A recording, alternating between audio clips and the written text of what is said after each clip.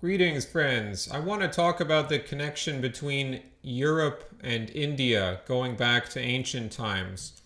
And I read this book some months ago, maybe half a year ago, A Brief History of the Celts by Peter Beresford Ellis. And it is a good book. I do recommend it. It's not that big, maybe about 220 pages.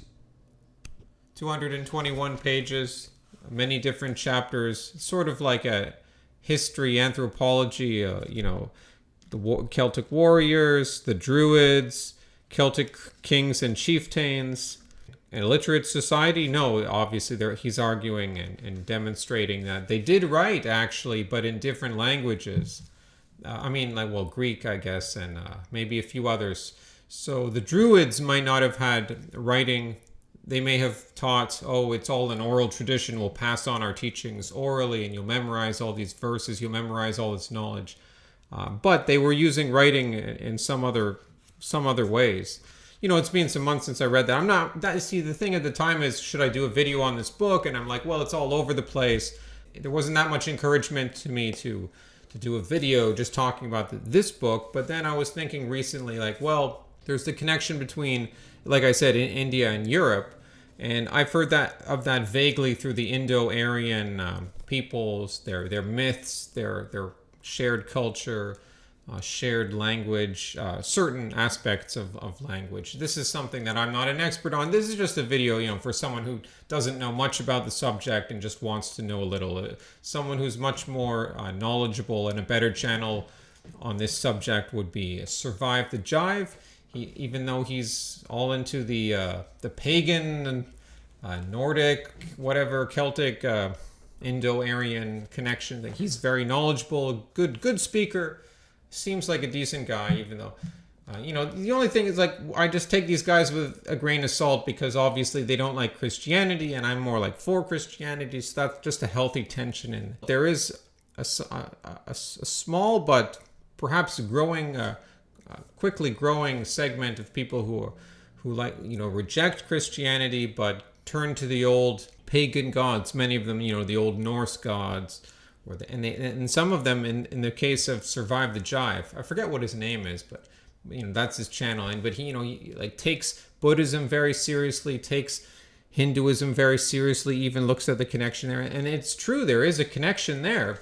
Going to read a bit from about this connection, sort of an easy video for me, because I'm just going to read some of the selections here that talk about that, and I might give my response, because this is interesting. There's the Celtic Indian connection, and then but then also the Aryan peoples. Wasn't that the Germanic peoples, the Aryan peoples? Because Hitler was big on the whole Aryan thing, so I thought that was a Germanic thing. So there's some crossover between Celtic and Germanic I'm seeing. Having looked into the Celtic and Germanic, some history, perusing some medieval history over the last year, these peoples come up, and it's they're distinct, but where exactly does one start and begin? Because apparently there were even some Celts that settled in Iceland, along with the Scandinavian peoples that went there. It was mainly Scandinavians that went to Iceland, but apparently from the beginning there were a family or several, contingents of Celts. That would make sense. They're coming from a similar geographic part of the world. First of all, before I read from this book, I did my own research online, and I double-checked a few sources, just because you never know with a certain source, is this actually, something that is widely reported. And I got a list of about 10 words here that are very similar in Sanskrit, the ancient language of India, and in English. So we have the word matar, and in English its equivalent, mother. In Sanskrit, pitar, which is father. Nama, which is name. Kal, which is time or calendar. Pancha, which is penta or 5. Smi, which is smile. Mala, which is mal as in malicious, malnutrition, malformed, etc. Na, which is no. Dwar, door. Lub, which is desire or love. Those are just, to give you an idea that there is an interesting connection from Sanskrit. Peter Beresford Ellis makes the case that there was a similarity in the governing structure of society, like the king, the way the kings exercised their power, the division of society with the warriors, and that this was like a similar structure between India and the Celtic world. But it's kind of vague. There's not all that much concrete that you can say, aha, it's actually, from the same, there's a definite connection here. Here he's discussing the Celtic people who lived in Britain around the time of the decline of the Roman Empire and following that. He says, Britain was never fully conquered. Rome never secured a foothold in the north, and its rule elsewhere was tenuous. Its history over the next few centuries, Britain's history that is marked by uprisings, and finally, in 410, the writer Zosimus reports that all Roman officials had been expelled from Britain and a native government re-established. Indeed, the old Celtic rulers, who had survived the 3 centuries of Roman rule, re-emerged, almost like the Indian princes who survived the 2 centuries of the British Raj in India.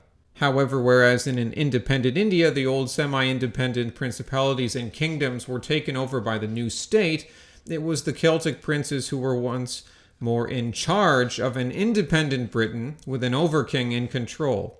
So that's kind of a loose connection, because you could say lots of countries in the world have a warrior class that's like a noble class going back centuries, powerful, influential families, descendants of kings.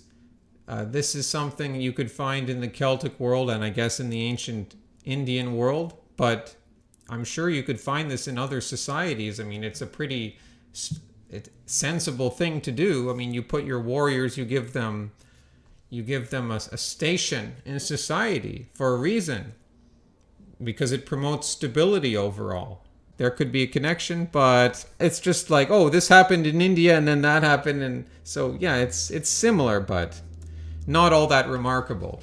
But anyways, I'm just showing you. I'm just reading the all the examples here, so we know that what to think of this connection. Because in some ways it's a very real thing, in other ways it's a very kind of ambiguous, hard to grasp. It sort of slightly dissolves in your hands when you grasp at it. But there is something there. So he's talking about the spiritual teachings. The Celts believed in an afterlife. I'm just skimming over it.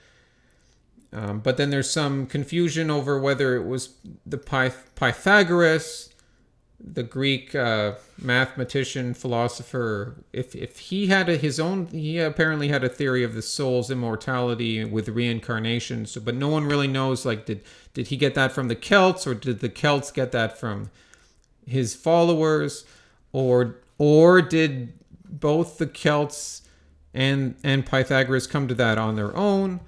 But the point is that this mimics or mirrors the other Indo-European cultures, such as in India, where it was believed that due to its karma, a soul transmigrated from one life to another in a never-ending cycle, which could only be broken in nirvana, and then blah blah, nirvana. But I haven't heard of that in the nirvana, and I don't know. I'm not a scholar in Celtic myth, but the Celtic idea of immortality, that death was just a changing of place and life went on with all of its forms and goods in another world, a world of the dead, or the fabulous other world. Let me just say, that sounds Egyptian. That sounds ancient Egyptian to me. So continuing, when people died in that world, however, their souls were reborn in this. So basically he's saying, like, when you die in the other world, and they mourn you there, and then you're born here. When you die here, it's like a birth in the other world. So this constant cycle of mourning and joy, which is, this is sounding like kind of Indian, I have to say. This, I mean, sounds Hindu or Buddhist, I guess. This cycle you're caught in, and I suppose you can escape from that with nirvana, but that's not like going to heaven. Other cultures could come up with this on their own. And then, of course, there are some truths, many truths that many cultures will come to on their own.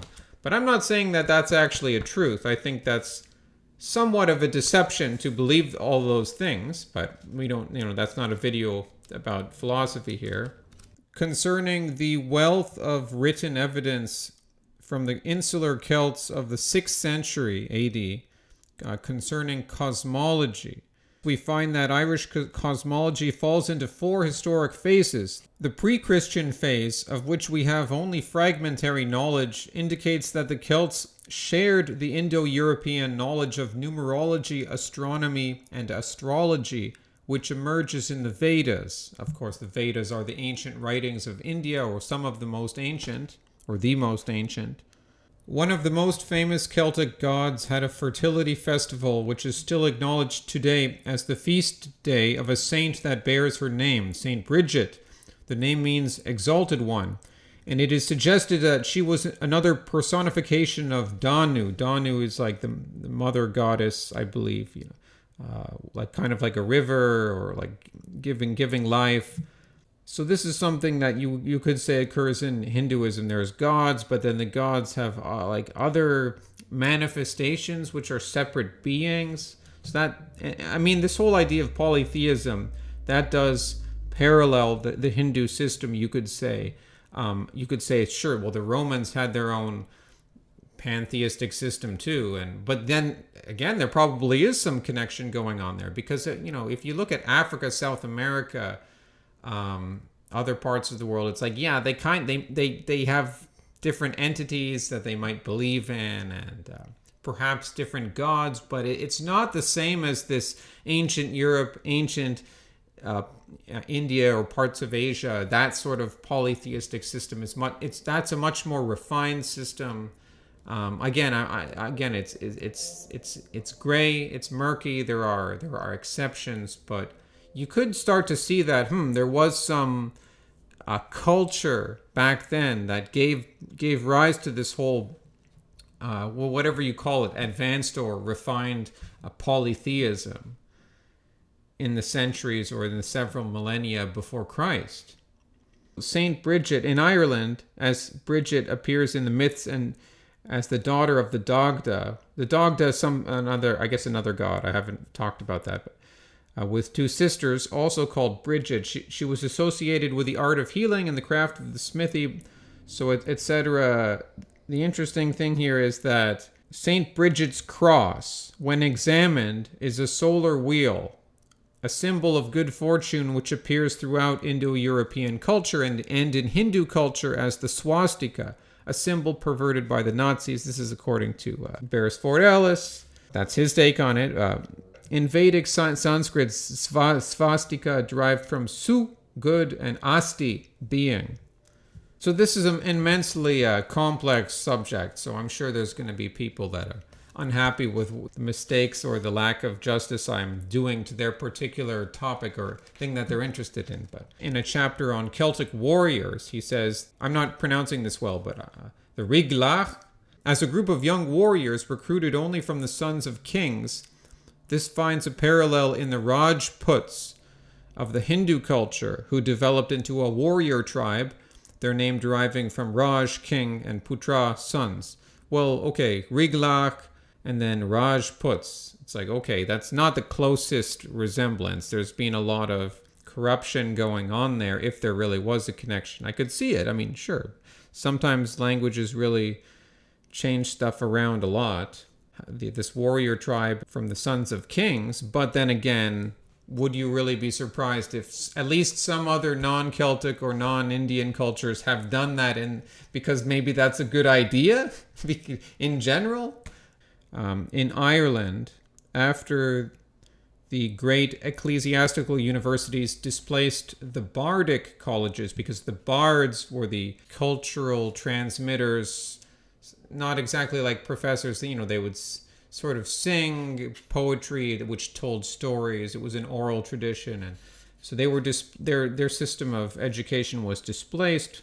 When it comes to astronomy or astronomical observation in Ireland, there was allegedly this inheritance which was superior to the continental Europe. Between AD 627 and 1133 of the Common Era, some 30 astronomical observations were found to exist only in Irish records. No other European textual evidence for these events was found, but they corresponded to many non-European sightings from India, China, and Japan. And when calibrated, the Irish records were in precise accord. So it's like, what was going on back then? Because Ireland is or the Irish people are such a question mark to me, because it's like, I haven't done enough research on this myself, but there's this conception of Ireland being like lowly developed, and then, they have slightly lower IQ now, but then some people say, well, that's because all the high IQ Irish left. But that's more of a later phenomenon. But apparently in the 19th century, Ireland was really like obviously not as developed as England, and they were looked down on, and there was a lot of alcoholism. I don't know if there still is, and people really lived in very poor basic conditions.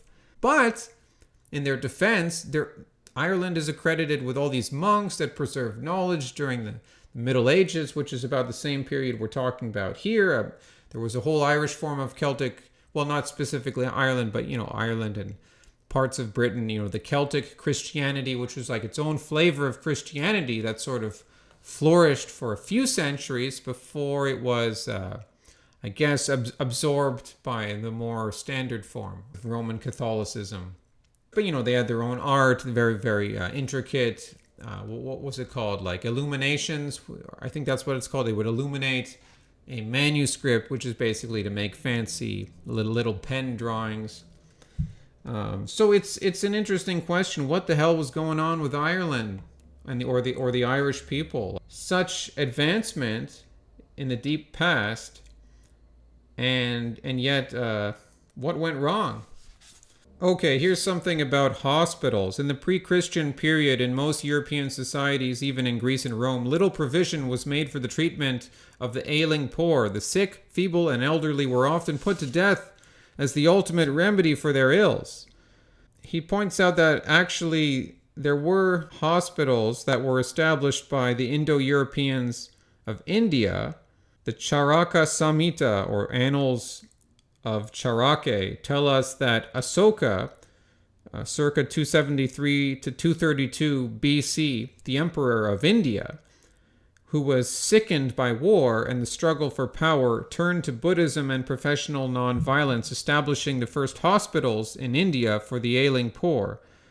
What is overlooked in a European context is that Irish sources refer to the establishment of the first hospital in Ireland by the semi-legendary Queen Macha Mong Ruad, circa 377 BC. She's said to have established a hospital called Broinberg, or House of Sorrow, at Imain Macha. These Celtic words that I'm not going to even bother trying to pronounce here. So some hospital founded by the Celts, whereas apparently, supposedly, continental Europe lagged behind the Celtic world in establishing these permanent institutions. It's all very interesting because you also think about how the Celtic peoples stayed Catholic longer than the Germanic peoples who became, in the Reformation, it was more like the northerly Germanic peoples, Scandinavia, England, I guess maybe parts of Scotland, but they embraced Protestantism, and then that led to individualism and all that stuff happened, maybe not by design or not by intention, but that's what happened. the single power of the church and the hierarchy of that world was splintered forever. But then in the Celtic world, there's this hierarchy because they're holding on to the Catholic Church later on, at least for a greater time. But anyways, why the Catholic Church? Why am I saying that? Well, permanent things, the things that are permanently established in society, like hospitals. This is getting kind of lefty. It's getting kind of on the left. But when you look at ancient history and the peoples of ancient Europe, you have to look at things from both sides of the aisle. Before the Protestant Reformation, stuff was very established, and there wasn't something like being a wage slave. There were some things like you were in that station for life as a farmer, or as a noble, or as a church person, clergyman, whatever. You were in that for life, and you would often have maybe a guaranteed income for life, but so society kind of took care of you, but there were all sorts of other responsibilities on you as well. There was protection. There was probably less individual freedom back then. But is individual freedom a chimera? Is that a red herring? Or is that something that's meant to deceive you, to trick you? Because then we get a bunch of revolutions and we get our current time where we have more individual freedom than ever, but we've fallen spiritually. We don't even know our own history anymore. We don't even know who we are. We don't even know our own people anymore. And that you could not have said that about the ancient Celts. They would have at least all the men, any man of standing, they would have had apparently something like a caste system too in that society. But any man of good standing would have known his history. They would have the Druids would take care of that, but they would, of course, memorize all this stuff. Well, there's the god Cernunnos in the Celtic pantheon. Oh, okay, I see. Cernunnos, the horn god, is equivalent to the Irish the Dagda. This is a panel from the Gundestrup Cauldron, and there we see Cernunnos. There we go. We see him in that posture, the so-called lotus position. It's a bit of a not the best lotus position, I gotta say, but whatever. You could argue that's enough of a specific motif, but of course the rest of the art looks very tribal, like hunter-gatherer style. Lots of animals, lots of game. That in itself doesn't look very Eastern. Or maybe. I mean, I'm not an art scholar. Cernunnos was a Celtic god of fertility, life, animals, wealth, and the underworld.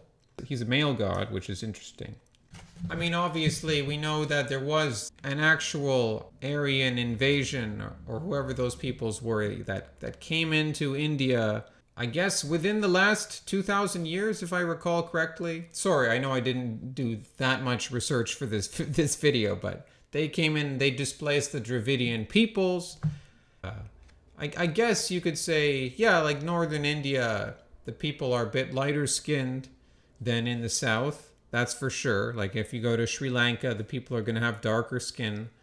But there's brown skinned people in the north too. I mean, a lot of people, probably most Indians tend to look, darker skinned, but there is some actual, evidence. There was the whole Alexander the Great thing from Greece to India, but he never really had such a huge empire that lasted, and his army couldn't even, he wouldn't have been able to leave enough soldiers garrisoned in places he conquered to affect anything substantial. Here's a picture of supposed to be Danu, the mother goddess. We have that solar wheel in the middle. The solar wheel, it does look like something you would see in Eastern religious art. The wheel itself. I just wanted to close with a few thoughts on, some people say that there's a connection between Catholicism and Hinduism too. And this is if you're taking loosely like all the pre-Christian, Celtic, Roman, Greek world shared some pagan polytheistic ancestor, which goes back to India too. And it's a bit of a stretch, but it's interesting. I'm not saying I really believe it, but the ritual of Catholic, incense, lots of things to look at, lots of lots of little statues and silver and gold, and it's a real sensory experience. If I'm not a Catholic, but from what I've understood, to at least traditionally it would be a very sensory experience, and the emphasis on ritual that you didn't get anymore with Protestant sects that existed, and I mean, going back to the idea that Constantine accepted Christianity and proclaimed Christianity as the now official religion of the Roman Empire before the Roman Empire fully collapsed. Specifically in Rome, they went from the cult of Mithras straight into Christianity, and that some of the elites were worshiping Mithras and Christ almost simultaneously, and then one melted into the other, so that it was a continuation of the cult of Mithras. And then the idea that where the Vatican is today, or there's like sort of like pagan religious spaces underneath. This is getting kind of like like far out stuff, but there's again, I know I'm not doing the best job on detail here, but there's something like there's spaces underneath there that were like ritual sites that the Romans used. So you'd expect that to be destroyed because it's fully pagan, but it's like, no, that they're still using it for relics, or the church is still using it sort of as a secret, semi-secret space, and it's like, what's going on with that? And again, the whole polytheism thing. Yeah, this is what I really wanted. The whole polytheism thing. It's like, well, in Catholicism, there's supposed to be just one God, but then they have the Trinity, and then they have all the saints. So you get this like multiplicity of all these beings, and then principally you have the Virgin Mary, the intercessor on your behalf. She wasn't originally there in Christianity until around the year 1000, roughly. The cult of the Virgin Mary started rising in Europe. I forget the name of the author I was reading before. I was reading about like courtly love in the 13th, around the 13th, medieval courtly love, like that culture. And he was talking about the rise of the Virgin Mary, how it wasn't part of Christianity for centuries. And because Mary is a very, like, if you read the Bible, she's not a very principal character at all. But it was the way he was explaining it was that Europeans, or at least all of us, or many of us historically, we have this need for the mother goddess. It's comforting, but also can be vicious, can destroy us if we do wrong, provides, source of fertility, but also can destroy. That has some parallel in Indian religion, but there's also Kali, the goddess Kali. But that's more of a sect, the people who worship her, but then again, she is part of the Hindu pantheon. So it's very complicated in Hinduism, because like, what are you guys actually like worshiping? It's just so complicated unnecessarily. I think that's why Christianity was a good thing. It cleaned a lot of this stuff up, and it actually took a lot of Greek philosophy and absorbed it. Logos, for example, meaning word, or logic, I guess, or the Christ being the representative logos. That was actually a Greek pagan notion that reached its full flowering after Christ. As the church grew, they incorporated that idea, because it has to be based on some sense. It has to be based on some logic. You can't be surrendering yourself completely to mystery. The Virgin Mary could be seen as a pagan mother goddess, Ishtar, whatever, another rebirth, remanifestation of that. Virgin Mary doesn't eat you and rip your head off like Kali, but it is, the similarity is interesting there. So overall, Protestantism it wasn't a great thing. It splintered the church, and it paved the way for the modern decline, all that stuff, individualism, naked materialism, but all that stuff. But actually, the Catholic Church wasn't perfect either, even though it was good. It would have been good to stay with the hierarchy and all that stuff. But there's these other pagan elements, the Byzantines, or today's Orthodox Christianity, and their rift with Rome, because they have a group of popes or fathers. They don't have one pope.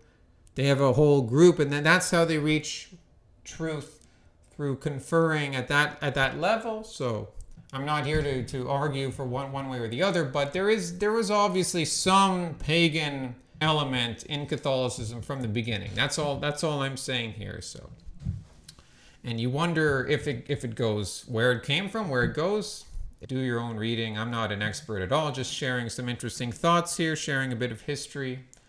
Hope you enjoyed that, friends. Hasta luego, amigos.